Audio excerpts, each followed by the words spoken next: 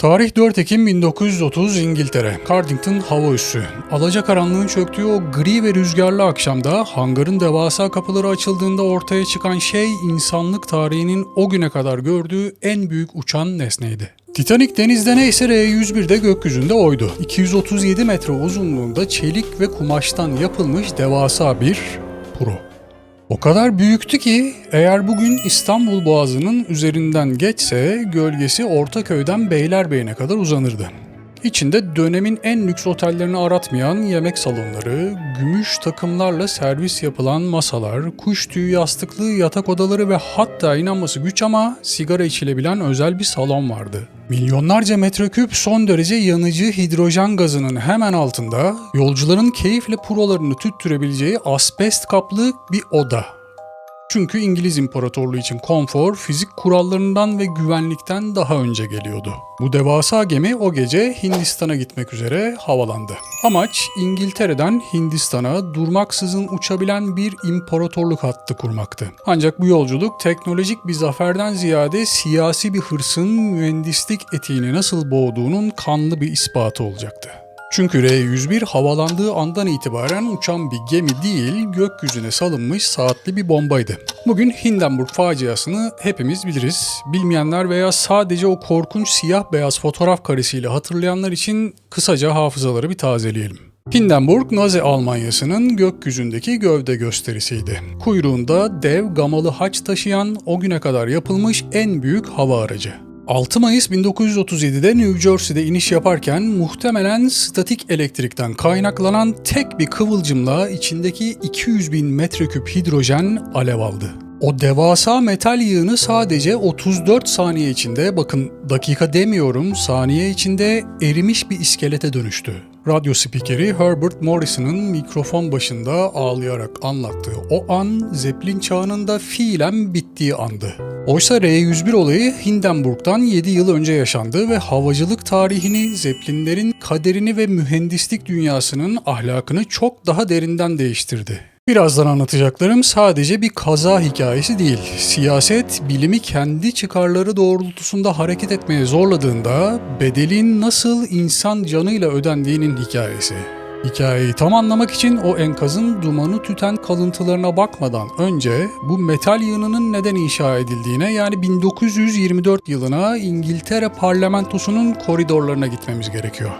1920'lerde dünya bugünün uzay yarışı gibi bir hava hakimiyeti yarışındaydı. Uçaklar henüz emekleme aşamasındaydı, menzilleri kısaydı, yük taşıyamıyorlardı ve pek güvenilir değillerdi. Gelecek Zeppelinlerdeydi. İngiltere, Kanada, Hindistan, Avustralya, Güney Afrika gibi sömürgeleriyle bağını koparmamak için gökyüzünde bir imparatorluk yolu kurmak istiyordu. İşte bu noktada İngiliz hükümeti tarihin en ilginç yarışmalarından birini başlattı. İmparatorluk Hava Gemisi programı.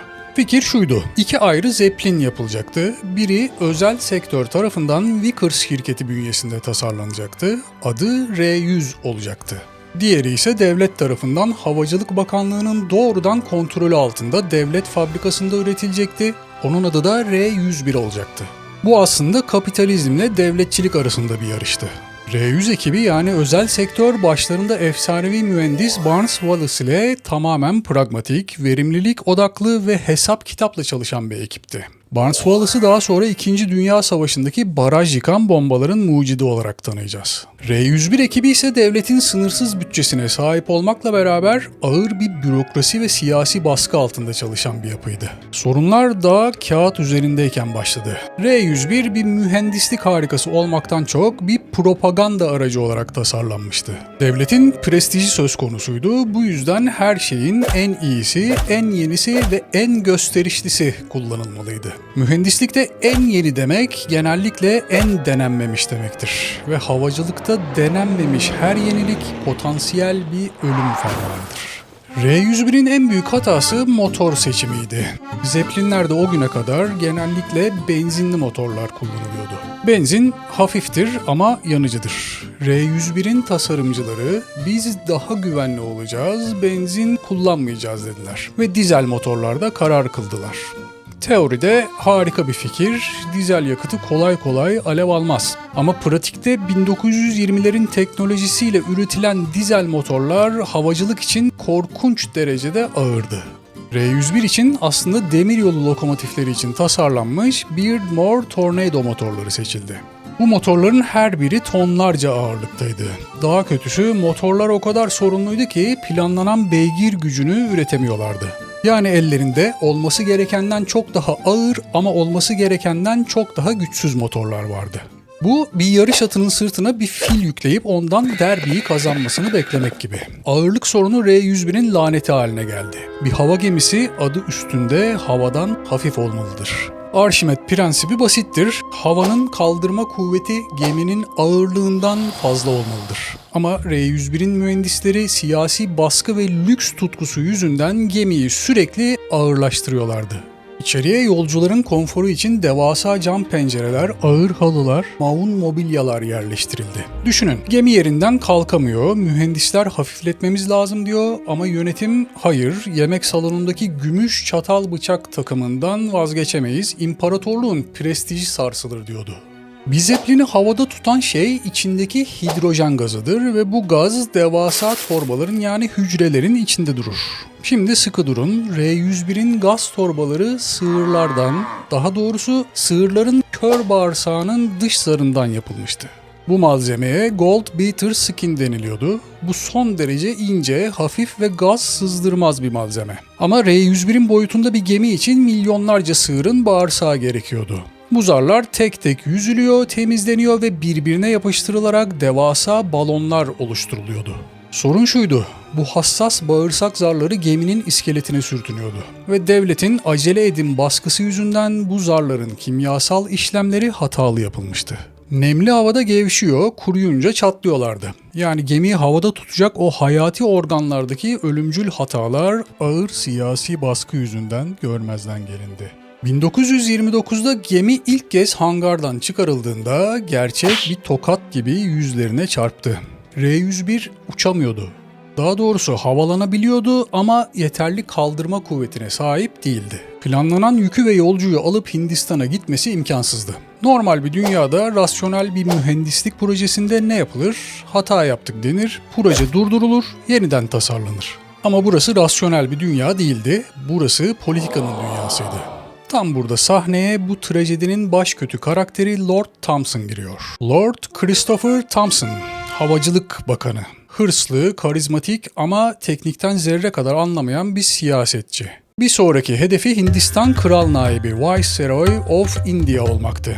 Ve bu göreve atanmasının yolu kendi projesi olan R101 ile Londra'dan Hindistan'a görkemli bir uçuş yapıp oradaki konferansa göklerden gelen bir kurtarıcı gibi inmekten geçiyordu. Tarih yaklaşıyordu. Konferans 1930 yılının Ekim ayında yapılacaktı. R100 yani rakip özel sektör gemisi Kanada'ya gidip gelmiş ve başarısını kanıtlamıştı. Devletin gemisi R101 ise hala hangarda yatıyordu. Ve Lord Thompson mühendislere dedi ki, ne yapın edin bu gemiyi Ekim ayında Hindistan'a uçurun. Mühendisler panik içindeydi, gemi ağırdı, çözüm olarak ne yaptılar dersiniz? Gemiyi ortadan ikiye kestiler. Şaka yapmıyorum. Tam anlamıyla geminin iskeletini ortadan kestiler ve araya 14 metrelik yeni bir bölme eklediler. Amaç daha fazla gaz torbası koyup kaldırma kuvvetini arttırmaktı. Bunu bir arabanın şasisini ortadan kesip uzatmak gibi düşünün. Ama bu işlemi aerodinamik testleri yapmadan, rüzgar tüneli verilerini beklemeden ve aceleyle yaptılar. Bu işlem sırasında gaz torbalarının birbirine sürtünmesini engelleyen koruyucu ağları da söktüler. Çünkü o ağlar ağırlık yapıyordu. Güvenlik donanımlarını sökmek, felakete davetiye çıkartmanın en garantili yolu. Daha da kötüsü geminin dış kaplamasıydı. Kumaş kaplamayı gerginleştirmek ve su geçirmez hale getirmek için kullanılan kimyasal karışıma dop yani uyuşturucu cila deniyordu. R101'in kaplamasında kullanılan dop selüloz nitrat bazlıydı. Kimya ile arası iyi olanlar hemen irkilmiştir. Selüloz nitrat barutun ham maddesidir. Yanıcı değildir, patlayıcıdır. R101'in mühendisleri bu malzemenin tehlikeli olduğunu fark edince üzerine selüloz asetat sürmeye karar verdiler. Ancak bu iki kimyasal birbiriyle reaksiyona girdi ve kumaşı daha da kırılgan, daha da yanıcı hale getirdi. Yani elimizde ne var? İçinde milyonlarca metreküp patlayıcı hidrojen gazı, dışında barut ham maddesiyle kaplanmış bir kumaş. Altında kıvılcım saçan dizel motorlar ve dümende siyasi hırsları uğruna her riski göze alan bir bakan. 4 Ekim 1930 akşamı R-101 son yolculuğuna çıkarken baş mühendis Albay Richmond ve ekibi bunun bir intihar görevi olduğunu biliyordu. Elbette Lord Thompson da gemideydi. Yanında şampanyaları, gümüş yemek takımları ve tonlarca ağırlıktaki kişisel bagajıyla hazırdı. Sanki geminin ağırlık sorunu yokmuş gibi Hindistan'daki davetler için devasa halılar ve sandıklar yükletmişti. Kalkıştan hemen sonra sorunlar başladı. Gemi burnunu yukarı kaldıramıyordu.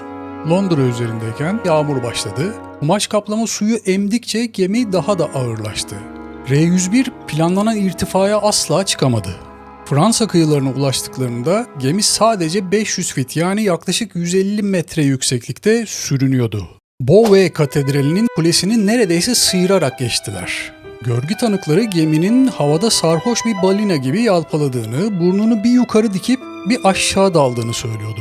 Mühendislikte buna porpoising yani yunuslama deniyor ve aerodinamik dengesizliğin en net işareti. Gece 2 sularında Fransa'nın Beauvais kenti yakınlarında beklenen son gerçekleşti. Şiddetli bir rüzgar darbesi zaten burnu ağır olan gemiyi aşağı bastırdı. R-101 yavaşça, neredeyse bir rüya gibi saatte sadece 20 kilometre hızla burnunu yere çarptı. Bu bir çarpışma değildi, bu bir konmaydı. İlk anda patlama olmadı, gemi yere oturdu ancak hafif de olsa çarpmanın etkisiyle o çürük sığır bağırsağı torbaları yırtıldı. Hidrojen gazı serbest kaldı ve sıcak dizel motorlara ulaştı. İşte o an cehennemin kapıları açıldı. Görgü tanıkları gökyüzünün bembeyaz olduğunu söylüyor. Selüloz nitratlı kumaş bir saniyeden kısa sürede alev aldı. Hidrojenin o korkunç enerjisi gemiyi devasa bir fırına çevirdi. Gemideki 54 kişiden 48'i hayatını kaybetti. Lord Thompson da ölenler arasındaydı. Yanarak ölenler arasında bu gemi uçmamalı diyen mühendisler, o gemiyi uçurmak zorunda kalan pilotlar ve sadece emir kulu olan mürettebat da vardı. R-101'in enkazı ertesi sabah gün ağardığında kıvrılmış, erimiş bir metal yığını olarak bir tarlanın ortasında duruyordu. O muazzam imparatorluk rüyasından geriye sadece yanık kokusu ve bükülmüş çelik kalmıştı. Bu felaketin ardından İngiltere, R-100'ü, hani o özel sektörün yaptığı sağlam ve güvenli, başarılı olan gemiyi derhal hangara çekti ve parçaladı. Evet, yanlış duymadınız. R-100'ün hiçbir suçu yoktu. Gayet iyi çalışıyordu ama R-101 o kadar büyük bir travma yaratmıştı ki İngiliz hükümeti Zeppelin defterini kapatıyoruz dedi. R-100 buharlı silindirlerle ezildi ve hurdası kilosu birkaç peniden satıldı. Barnes Wallace'ın o muhteşem mühendisliği siyasetin beceriksizliğine kurban gitti. R-101 soruşturması modern havacılık kazası araştırmalarının atası sayılır. Ortaya çıkan rapor, bürokrasinin ve siyasi baskının teknik gerçekleri nasıl ezdiğinin itirafnamesi gibi.